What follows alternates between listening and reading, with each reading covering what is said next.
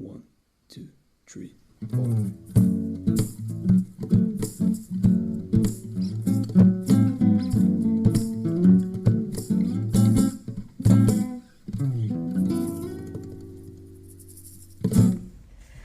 Muy buenas noches a todos, queridos amigos que nos siguen en este podcast llamado Se Tenía que Decir. En este episodio extraoficial y especial, después de un capítulo un poquito debatiente, intenso y de terror, que hicimos el último de tema Halloween, obviamente no podemos dejar fuera la fiesta que nos compete, nos interesa y nos emociona y también nos llevamos en la sangre, que son la fiesta de Día de Muertos y Todos los Santos. En este episodio tenemos un invitado muy especial, que voy a cederle la palabra para que se presente. Mi querido Fray Paulo, bienvenido. Hola, ¿qué tal? Buenas noches. Es un gusto, es un placer estar aquí con todos ustedes compartiendo este espacio. Y pues sí, ¿no? Mi nombre es Fray Paulo. Actualmente me encuentro viviendo en el convento de la Santa Cruz, aquí en la ciudad de Querétaro. Y pues venga, listos para charlar aquí con ustedes un rato. Muchas gracias. ¿En qué etapa de tu formación vas? ¿Cuántos años tienes? ¿Por qué decidiste estudiar esta licenciatura? No, ¿es cierto? Sí, porque bueno, antes de saber todos los que nos escuchan, porque aunque ahorita nos iremos presentando el resto del crew, este invitado especial, Fray Pablo, es un fraile franciscano que comparte esta vocación franciscana conmigo y con muchos en el equipo. O sea, Luis, ya nada más faltas tú, así que ahí te encargamos para que empieces tu consagración franciscana. Pero sí nos gustaría, como dice mi Pau, cómo ha sido tu formación, en qué año estás, hacia dónde vas, y así vamos a vincularte al norte para que nuestro amigo norteño se presente. Claro. Bueno, yo tengo actualmente 27 años. Yo llegué a la provincia franciscana de los Santos Apóstoles San Pedro y San Pablo de Michoacán, que es el nombre de la provincia, cuando yo tenía 21 años, o sea que ya voy por el sexto año, ya casi vamos por los 6 años llevo ya en la provincia, en la formación. Actualmente estoy cursando el tercer año de filosofía o el tercer año de votos temporales. Dentro de la vida religiosa son los votos temporales, el tercer año, y dentro de la formación previa al sacerdocio es el tercer año de filosofía. Ya en junio, más o menos, Dios mediante, con el favor de Dios, estaré terminando la licenciatura en filosofía y estaré pasando a la siguiente etapa, que es la teología, los 4 años de teología, y la casa de formación se encuentra precisamente en El Paso, Texas. Increíble. Pues muchas felicidades y ya estaremos apuntadísimos para irnos al pachangón de graduación. Hasta el meritito claro. norte, a la mera frontera. Pues bienvenido, Paulo. Y pues antes de llegar a mí, que fue quien nos hizo favor de introducirte, quiero que por favor se presente mi queridísimo norteño juarense favorito, mi Luis. Bienvenido, válgame, buenas qué noches. introducción que te tomas, amiga. Muchas gracias. Aquí un cafecito. Excelente. Vente.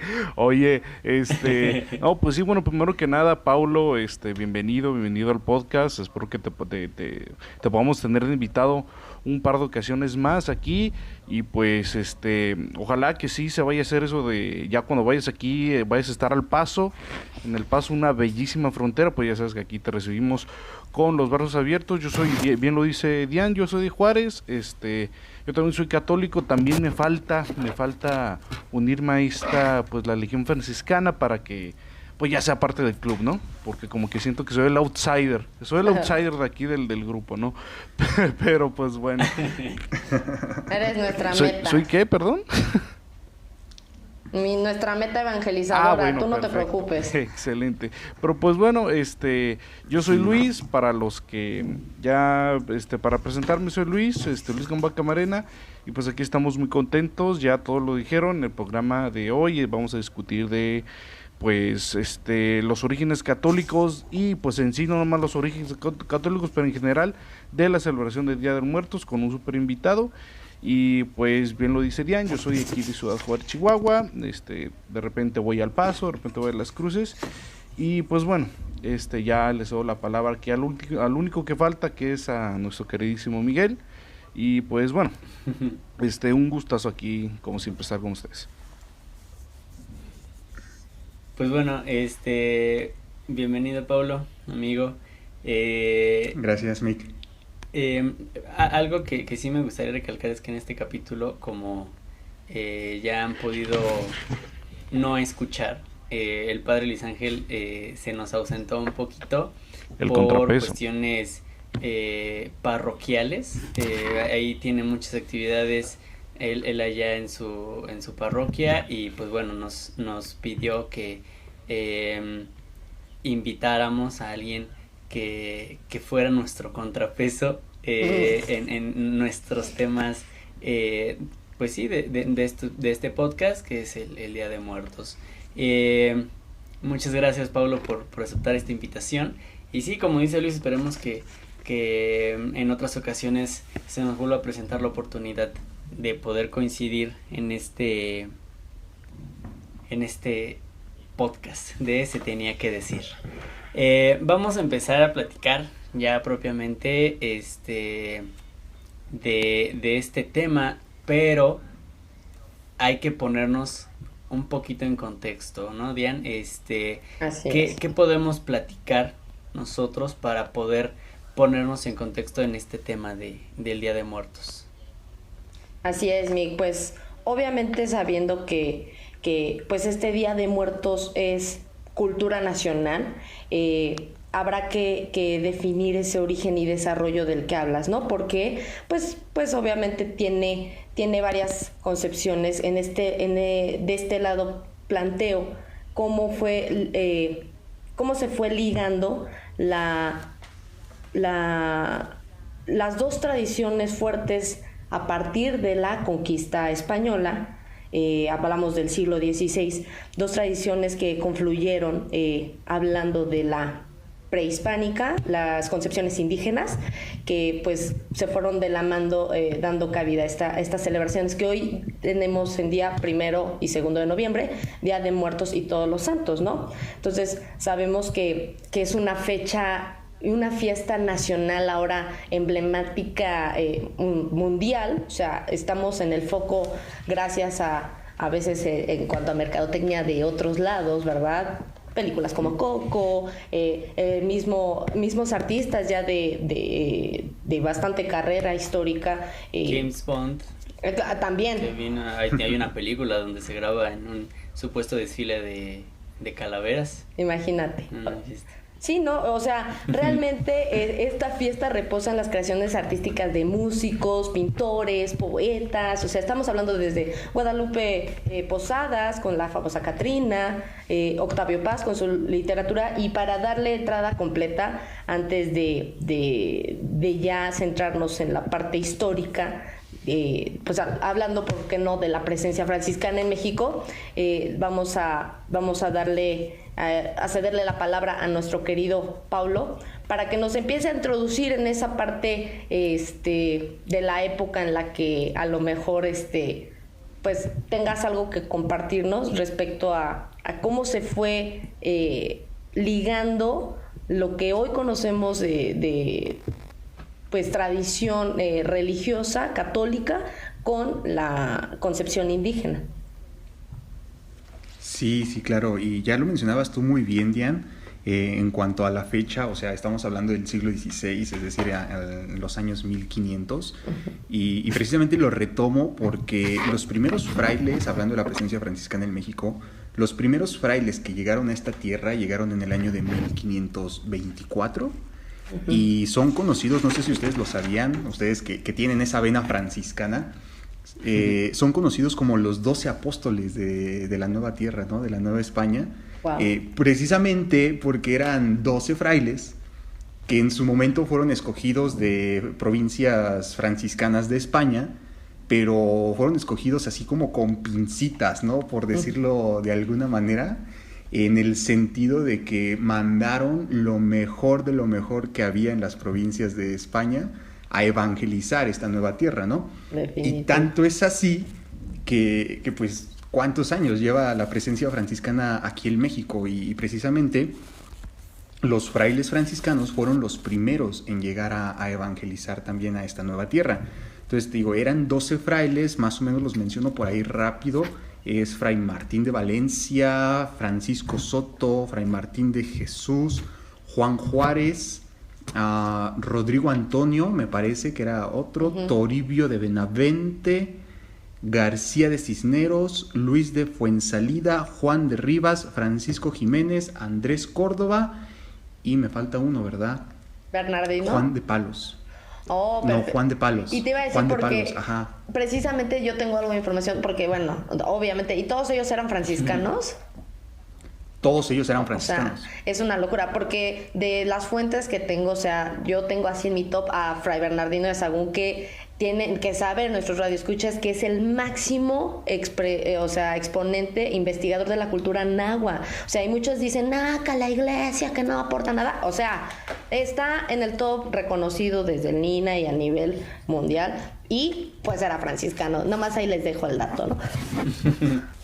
Sí, nada obviamente. más, nada más. Y ustedes no me dejarán mentir, es parte importante dentro de la misma historia de evangelización el que la iglesia en su rama franciscana, en su bracito franciscano, haya estado defendiendo en ese tiempo de los hacendados que eran como más tiranos con los propios nativos de aquí de México, que llegaron los franciscanos a reflejar y a hacer escuchar la voz, ahora sí que siendo los traductores de los idiomas, de las lenguas que aquí se hablaban, para que todos hayamos podido entrar en esta misma sintonía y poder entendernos y pues llevarnos las cosas un poquito más tranquilas, ¿no? Entonces, ¿quieres continuar, Pablo? Sí, sí, está. Es muy cierto, ¿no? Esto que mencionaba Mick acerca de la defensa precisamente que los frailes hacían de todas estas personas nativas de estas tierras. Y precisamente ligándolo un poquito con esta tradición de Día de Muertos y con la esencia de mi raíz, de mi provincia, de la provincia de San Pedro y San Pablo, Michoacán, pues precisamente llegaron los frailes a esta tierra de Sinsunzan. No sé si ustedes conocen Sinsunzan. Es un lugar ahí muy cerca de Pátzcuaro. De hecho, está colindando con el lago de Pátzcuaro. Ajá. Y esa era la capital del reino purépecha, en realidad. O sea, recordemos, ¿no? Que estaban así como divididos, tenían sus pueblos, sociedades muy bien organizadas en algunos aspectos. Sí. Y Sinsunzan era precisamente la capital del reino purépecha. Y llegaron los primeros 2 frailes a Sinsunzan y a partir de ahí empiezan a evangelizar y ahí es donde nace la provincia a la que yo pertenezco, ¿no? Wow. Por eso de repente el dato está tan fresco, porque no crean, es pregunta de examen medio viciado, así es. Claro. Todos aquellos que quieran la vida religiosa ya saben lo que se tienen que aprender también desde ahorita. Pero sí, ¿no? Para que te lo vayas aprendiendo. Sí, ya que Luis vaya tomando nota. Sí. Wow. Y entonces, es muy interesante, fíjense, realmente cómo llegan los frailes a Sinsunzan, porque, o sea, el emperador de Sinsunzan, que era Calzonsin, así se llamaba, no crean que estoy bromeando, que era Calzonsin. Literal. Se traslada a la Ciudad de México ya cuando ve que la evangelización va avanzando y demás. Él se traslada a la Ciudad de México y va directamente con Hernán Cortés y le pide, acepta la fe católica y le pide que mande frailes además a evangelizar a su pueblo. Entonces la evangelización en Sinsunzan se da de alguna manera un poco más pacífica, por decirlo de alguna forma, o más natural, ¿no? Por llamarlo de alguna manera. Porque precisamente, ¿no? Calzonsin se convierte, se bautiza precisamente en el templo de San Francisco el Grande, en la Ciudad de México, que fue el primer templo con el nombre de San Francisco que se construyó en el país, por eso es San Francisco el Grande. Ahí se bautiza y mandan a los frailes, llegan a los frailes, y esto lo menciono porque precisamente Y yo les preguntaba, ¿no?, si conocían Tzintzuntzan, porque tienen una tradición y en torno a estas fechas, precisamente de Día de Muertos, bellísima. O sea, bellísima. Uno llega al pueblo de Tzintzuntzan y lo que está a la entrada, pues es el panteón, ¿no? Es el cementerio. Y las tumbas muy coloridas, muy propias de la cultura purépecha. Y precisamente en este tiempo hacen un festival de Día de Muertos, que es precisamente el retomar su costumbre, ¿no? No es que se estén inventando o que estén haciendo algo nuevo, sino que es lo que ellos ya habían hecho desde tiempo antes de que llegara la evangelización, de que llegara la conquista, y van manteniendo, ¿no?, esa esencia, pero la van hilando con el sentido ahora ya de la fe católica, ¿no? O sea, ya no es nada más el culto o el rendirle culto a los muertos como tal, sino que se va hilando en esta naturaleza de fe que ahora ya todos compartimos, ¿no? De hecho, es una cosa bien impresionante y se mueve mucho turismo, ya bueno, hablando en términos actuales, se mueve mucho turismo en torno a Tzintzuntzan y este festival de Día de Muertos. Y un Pues poquito sí. de ahí va surgiendo. Los frailes, obviamente, pues no, o sea, fueron gente de armas tomar, ¿no? Como diríamos acá Sí. coloquialmente. En otro nivel, la neta, Sí. o sea, y de entrada sin Sí, saber sí, los sí. idiomas, o sea, yo me imagino, o sea, imagínate como misionero llegar, no saber ni hablar, tener que estar ahí, estudiar la cultura, la sociedad, los escalonamientos religiosos, y es que hay que definir que pues desde hace varios siglos, como bien dices, Pau, o sea, las celebraciones en torno a la muerte, desde antes de que llegaran los españoles, han dado lugar a esa pues arquitectura simbólica y ritual que pues como ya dijimos se han expresado de muchas formas plásticas como los artistas que ya mencionamos, pero realmente, o sea, esa riqueza cultural de las celebraciones a partir de la expansión española hizo posible el encuentro de esos dos mundos, donde la correspondencia religiosa, más bien, bueno, la correspondencia entre las religiones mesoamericanas y el catolicismo español hicieron una amalgama gracias, o sea, obviamente la aportación y que los indígenas siguieron siendo, y la inteligencia y perseverancia de los franciscanos, bueno, de los misioneros que lograron pues encontrar esas similitudes, ¿no? O sea, esa homologación. Sí, me refiero a la definitivamente, y homologación. también... Ujú. Ujú. Sí, totalmente, ¿no? Y lo comentábamos aquí un poquito antes en la previa, ¿no?, del podcast, que Dios obra de maneras misteriosas y maravillosas, ¿no? Y definitivamente cuando nos ponemos a pensar en la esencia de la vocación del fraile, de la vida del fraile, que es precisamente, para los que no lo sepan, ¿verdad? Ya aquí voy a hacer mi campaña de publicidad, mi comercial aquí en el podcast. Es OFM, la orden es OFM, Orden de Frailes Menores. Y es menor precisamente en ese sentido de la vivencia del evangelio, de servir a los demás, de estar con los demás. Y esto está muy impregnado en la esencia del fraile, ¿no? Diane, Mike, que han convivido con frailes, lo podrán, no me dejarán mentir realmente, que la naturaleza de la convivencia a veces es como mucho más natural y se siente como muy cercana, ¿no?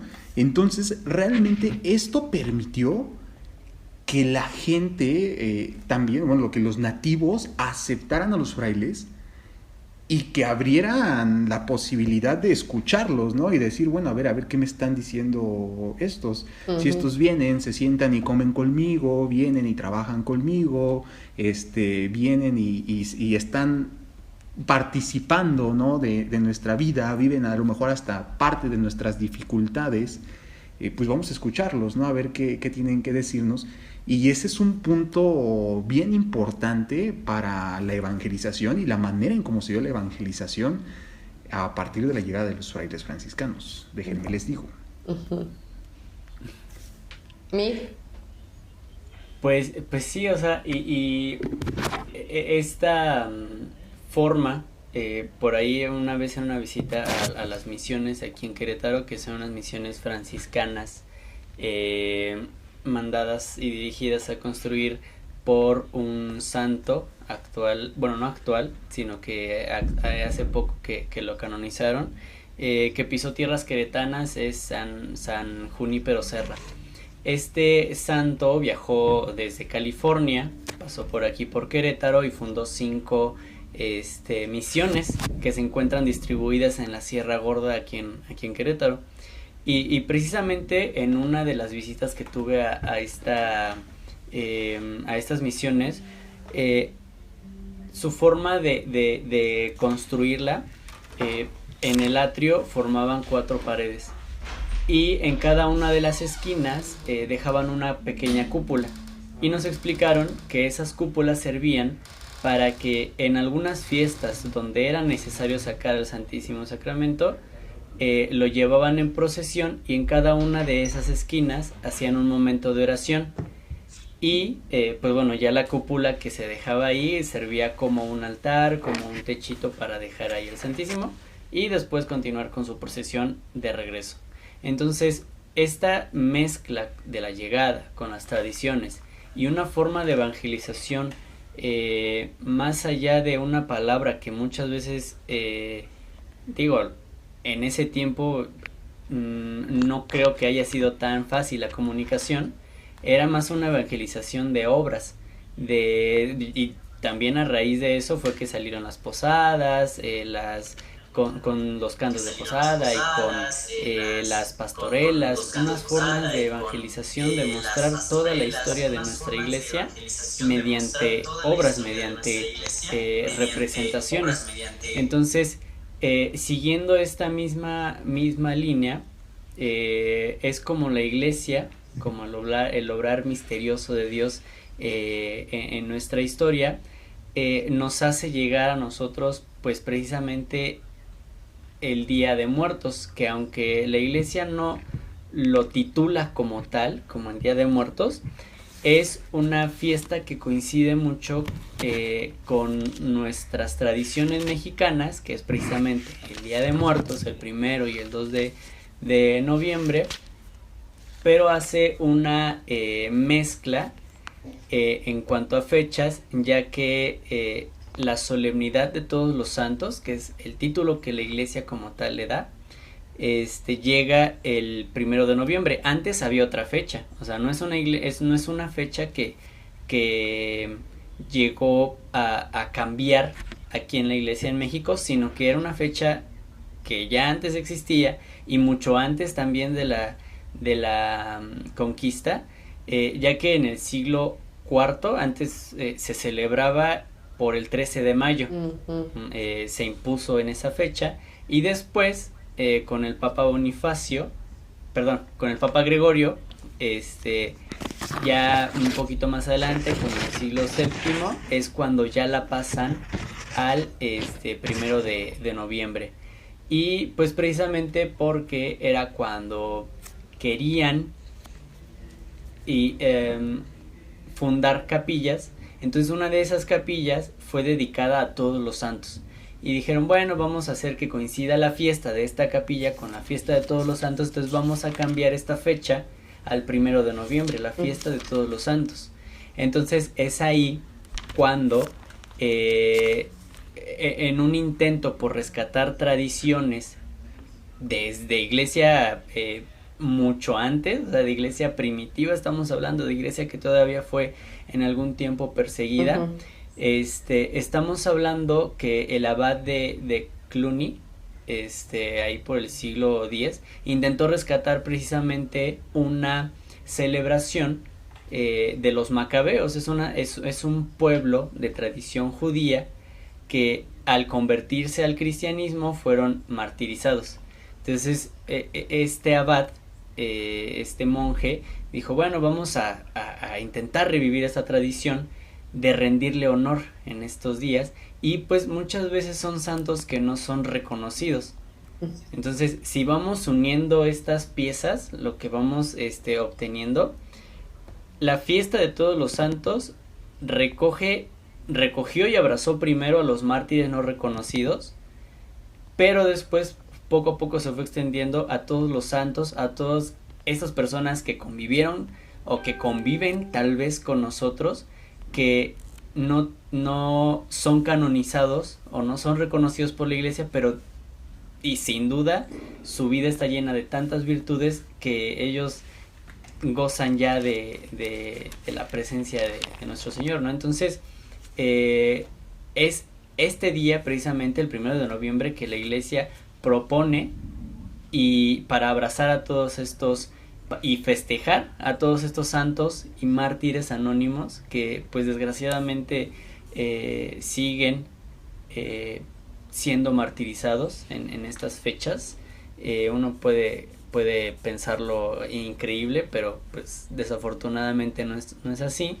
Y pues en este día la iglesia lo dedica precisamente a todos estos santos anónimos. Y a partir de ahí es como la iglesia, dentro de su mismo caminar y dentro de su misma expansión hacia México, trae precisamente estas tradiciones o estas formas de vivir las fiestas.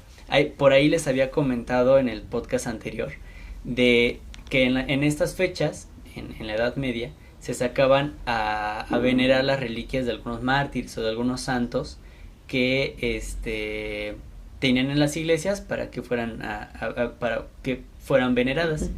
Entonces los mismos pobladores de ahí de donde estaba la iglesia, ellos hacían sus propias figuritas de dulce, sus propias reliquias domésticas, como una forma de celebrarla.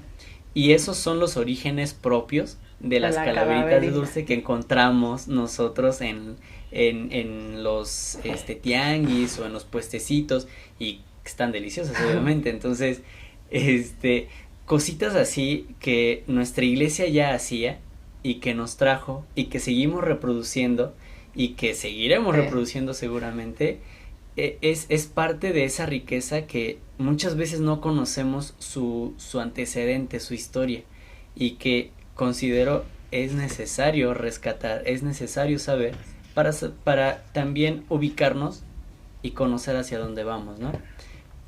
¿Ustedes qué opinan, Luis? O sea, tú que estás también tan relacionado con otro tipo de tradiciones, ¿tú cómo ves estas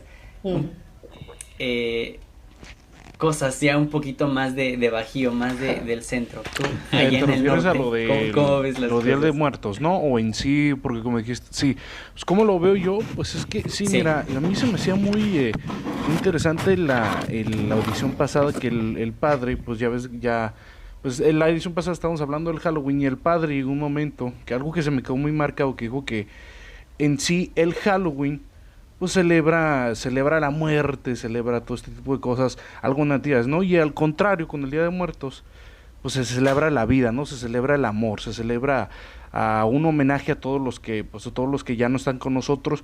Yo estoy totalmente de acuerdo con esa postura.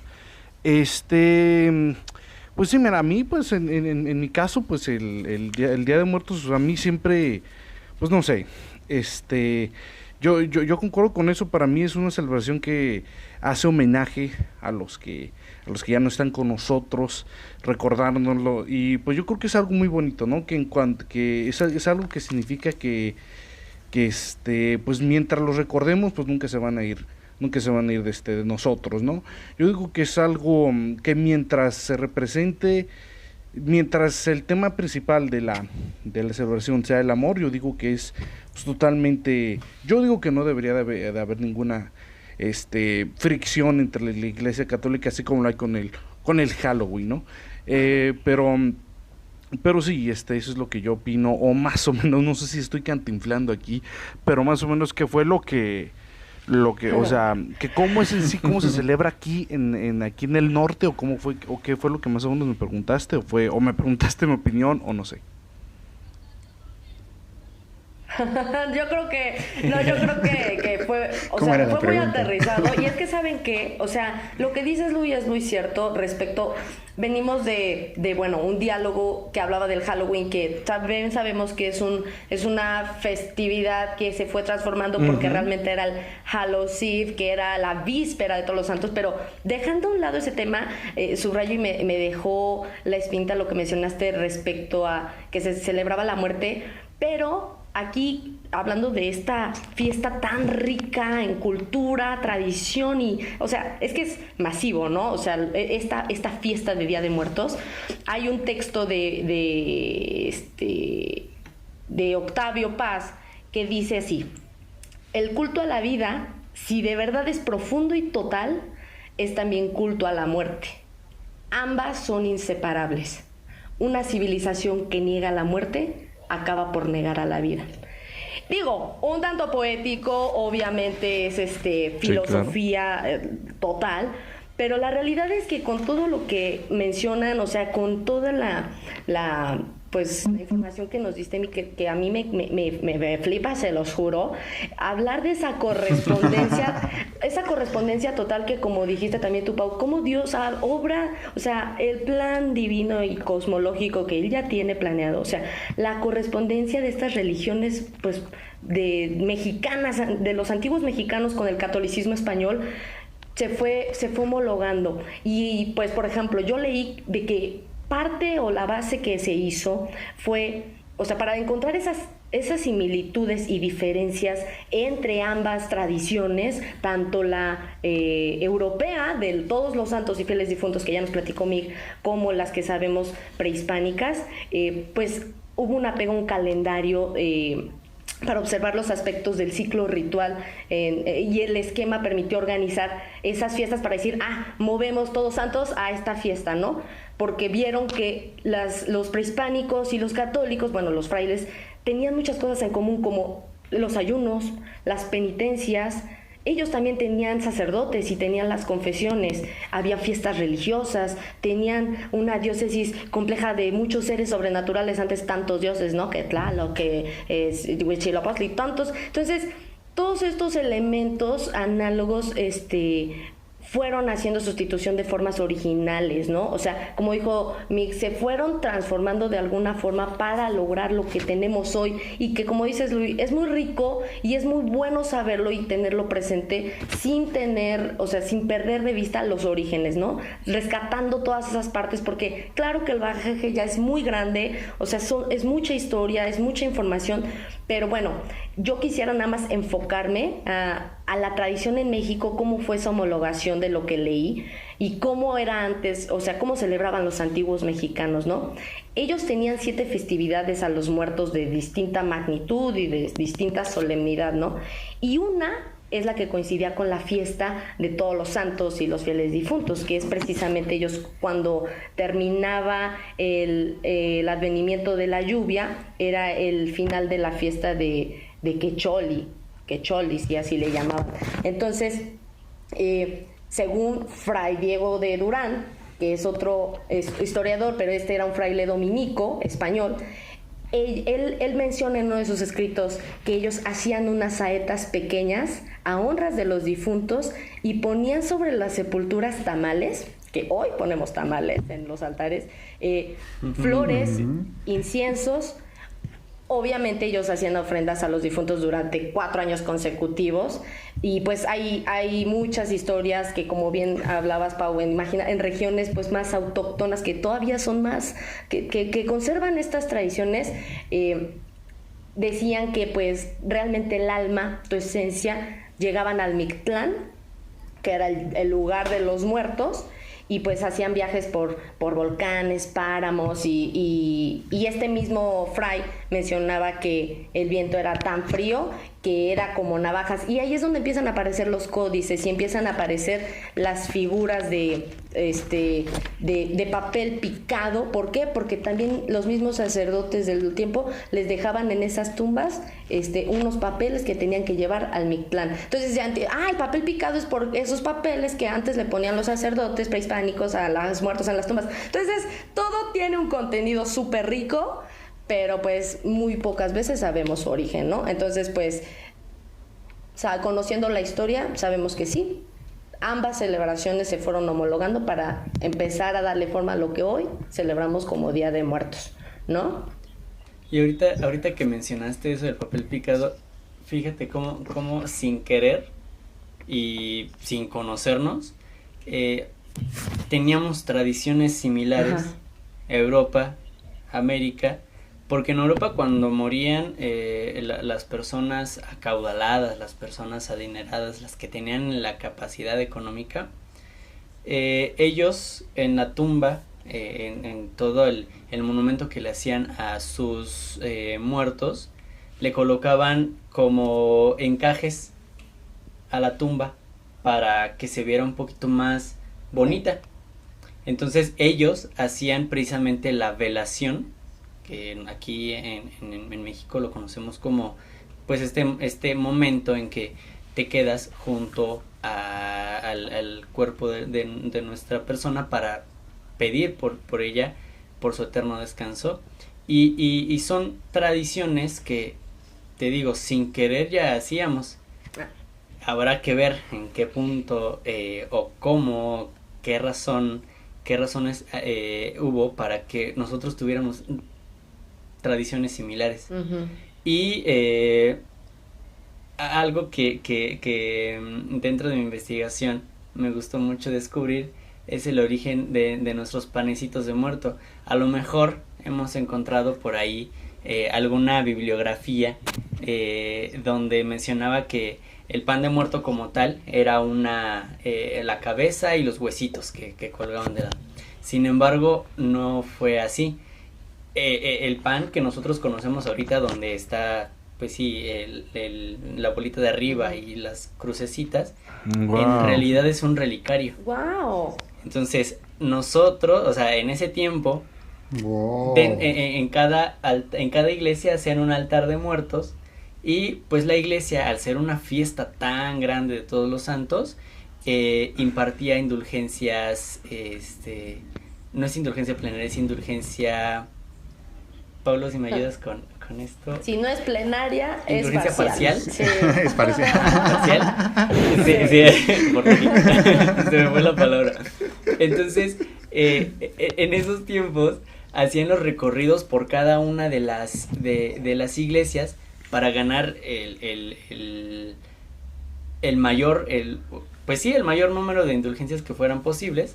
Y al llegar a la Catedral Metropolitana, que era donde era el altar más grande o la exposición más grande de reliquias, pues ahí compraban cerquita un pan con forma de relicario, que es el pan actual que conocemos, y el padre los bendecía y pues ya se lo llevaban a su casa y hacían un altar con una imagen del santo de la familia, del santo familiar, y le ponían frutitas, le ponían el relicario, que era el panecito, y pues ya así se continuaba con todas estas fiestas y todas estas tradiciones que se fueron evolucionando desde el periodo de la conquista y evangelización hasta nuestras fechas, que de hecho sí hay panes de muerto, un dato extra, pero esos panecitos, de hecho yo nunca los he visto, pero sí he visto en vivo.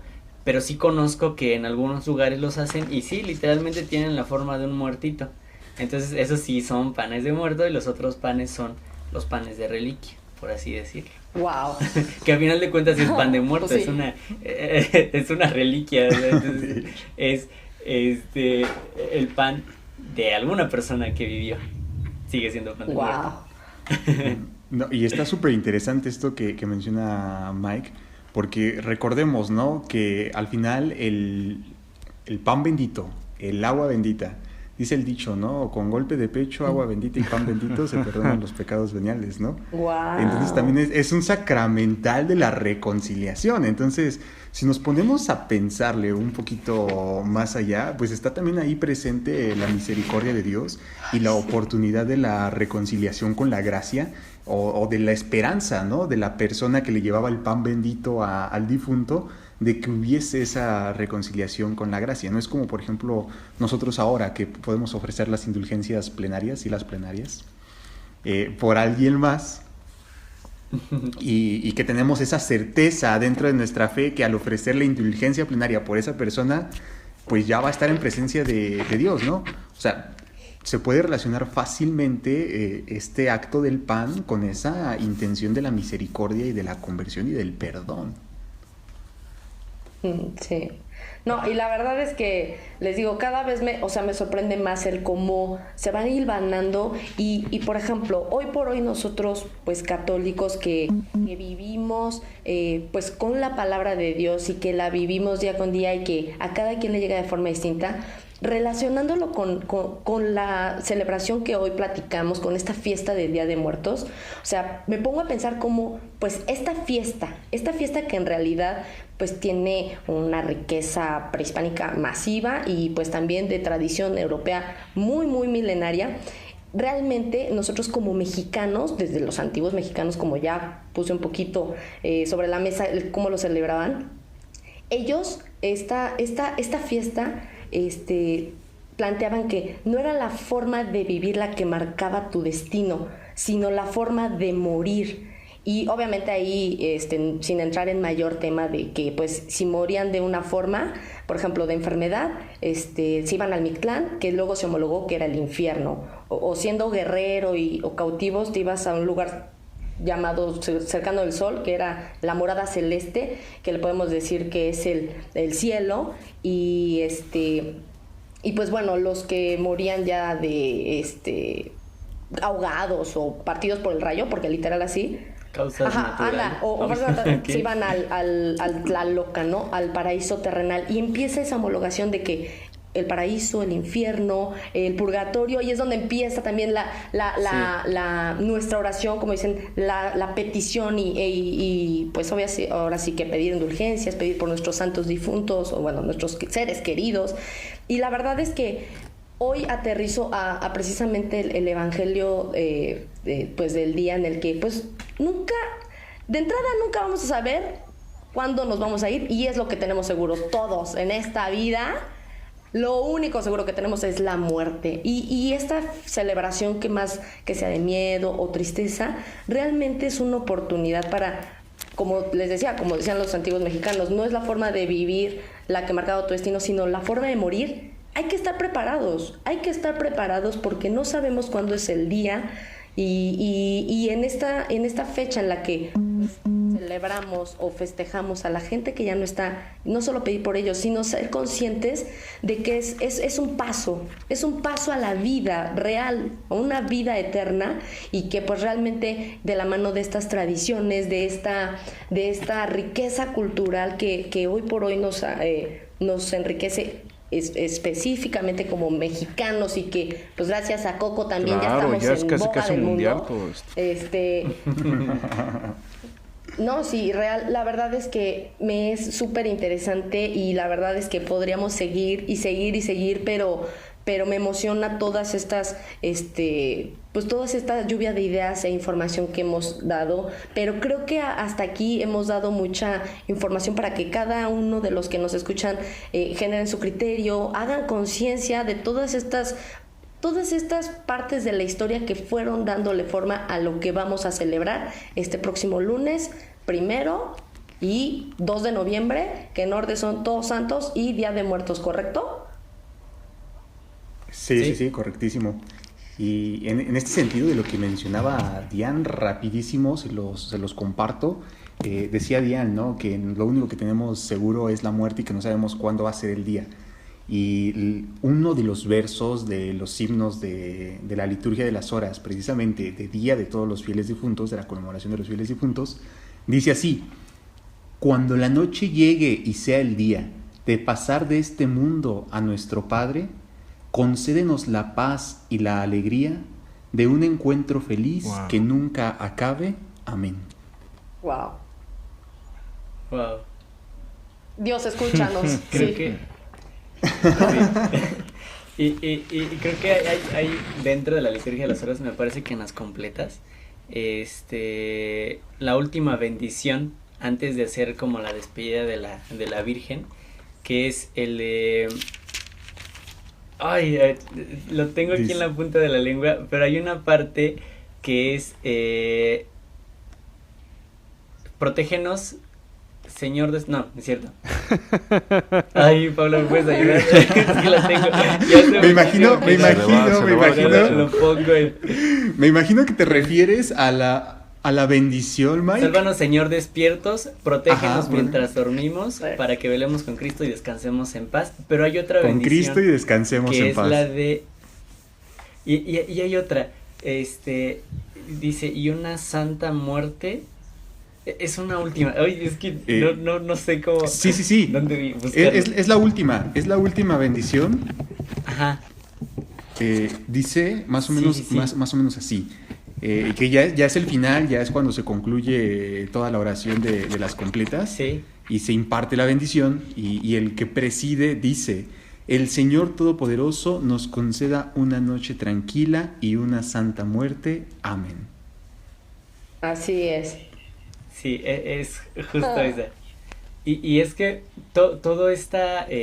hace poquito vi por ahí un comentario, precisamente dentro de las investigaciones que hice, es la santidad la define desde el momento en que se concienza, o en el que se concientiza, perdón, la muerte, y se busca la buena muerte. Los mártires, ¿qué fueron lo que hicieron? Buscaron su buena muerte. ¿Cómo? Entregaron su vida por Cristo. Hay muchos santos, empezando por San Francisco, que desde su momento de conversión reflexionaron profundamente todo ese tema de la muerte, incluso llamándola hermana muerte. Entonces, como todo este tema tan grande, que de hecho estamos próximos ya a las fiestas, ya es el lunes, es un momento tan rico de reflexión, que no es una muerte eterna, sino un paso a la vida real, como dijo Paulo, a la vida eterna. Entonces, yo creo que es para ir cerrando un poquito, es esta invitación que se nos hace, no solo a pedir misericordia por nuestros difuntos, sino concientizarnos y convertirnos. Es un momento de conversión, de pedir misericordia, de reconciliación. Entonces, yo creo que esa es mi invitación que les podría hacer a ustedes, ya para ir concluyendo un poquito con este podcast. Mi Pau, ¿tienes algo que añadir?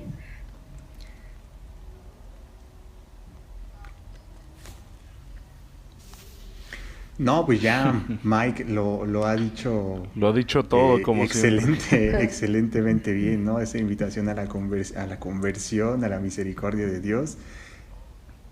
Sí, claro. Esa invitación a la conversión, a la misericordia, y pues estar listos, ¿no? No sabemos el día ni la hora, pero pues hay que estar listos todos los días con nuestras obras, encontrando a Dios en esos pequeños detalles y sobre todo, ¿no? Viviendo nuestras vidas como auténticos testigos del amor de Dios. Así es.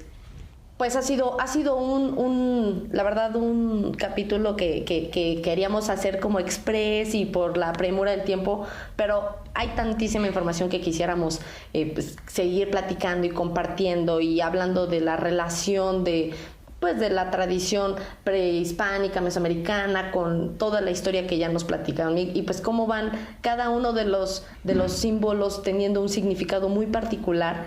Así que pues si alguien también conoce alguno, déjenos sus comentarios, platíquenos de historias o tradiciones que sepan a partir de la voz de la familia, de la herencia que nos han dejado pues nuestros abuelos, nuestra familia, y pues obviamente bien recibidas para poderlas platicar en un capítulo póstumo. Pero antes que todo, muchas gracias a los tres amigos por enriquecer con su comentario, con su información, con su investigación y conocimiento este capítulo del Día de Muertos, para que, como bien dijimos en conclusión, agarremos conciencia de la muerte, que más allá de un viaje al inframundo Mictlán o enfocarnos en una celebración oscura, es para nosotros una puerta a la verdadera vida eterna, que es a la que Jesús nos invita. Y pues les mando un abrazo con todo mi cariño, paz y bien, hermanos, a todos, que pasen excelente noche y pues estén conectados para el siguiente capítulo. Nada más un último recordatorio, bueno, una invitación. Si quieren aprender más acerca de esta información, una referencia para que no crean que nos la encontramos ahí por Facebook. La información yo la saqué de la página del INA, el Instituto Nacional de Antropología e Historia, y este artículo precisamente de la doctora, por aquí se los dejo, Elsa Malvido, que es la directora de Estudios Históricos del INA, fue en el 2007. Tituló este artículo Orígenes profundamente católicos y no prehispánicos, la fiesta de Día de Muertos. Entonces, por si gustan buscarlo, también para que sigan aprendiendo un poquito más de los orígenes. Sí, realmente igual mi fiesta. información toda es de fuente histórica aprobada, INA, así que pues los invitamos a que se mantengan conectados y muchas gracias a nuestro invitado especial, Pau. No, pues muchas gracias a ustedes por invitarme, me la pasé muy bien, muy a gusto, y Dios mediante que esto se repita. Muy pronto, ya verán. Igualmente, Que hasta descansen luego. todos. Bye bye, cuídense.